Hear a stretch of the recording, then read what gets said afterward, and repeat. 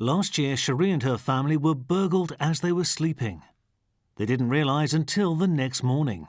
I got to the bottom of the steps and all the cupboards and the doors in the kitchen was wide open. Came into my living room and realised that the telly had gone. So I went into the kitchen and I looked out my kitchen window, and that's when I realised that the car was gone as well.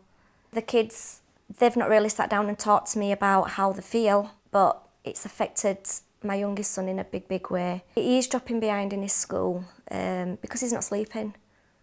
Do you know, he can be absolutely shattered, but he just will not go to sleep when he goes to bed. And even now, after all this time, he's still now 11, 12 o'clock, he's still wide awake. He won't go to sleep without a light on.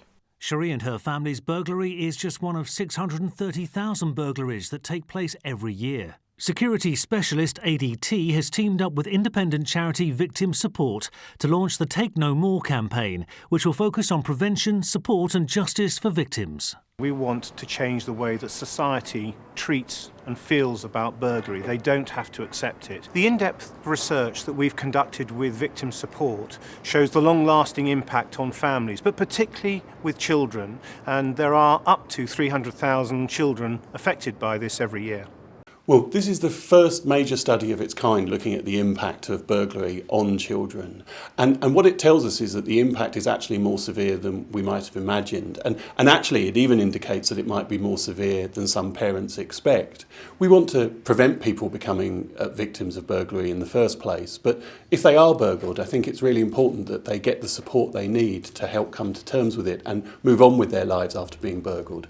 And if their case comes to court and they get the opportunity to challenge their offender, we want to be sure that they see justice done as well. I think it's really clear when I work with families to see the impact that this has had on children, because they show it through their behaviour. So children might not talk about their worries, but I see it in the way that it comes across. So parents describe to me worries about going to bed, perhaps children wanting to have the light on, having some difficulty sleeping, poorer concentration, even effects on their schoolwork. One of the findings of the research that really resonated with me and wasn't a surprise to me was the fact that 1 in 3 adults are still impacted by the effect of a burglary that they experienced when they were a child.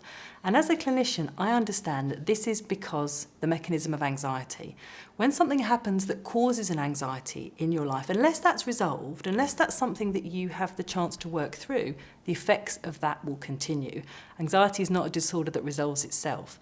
So what we know is this affects children and the effect carries on into adulthood. I agree, it's the mental torture of it all. They're out enjoying themselves and you've got a family that are petrified of being in house, petrified that if they go to bed they're going to get up to nothing.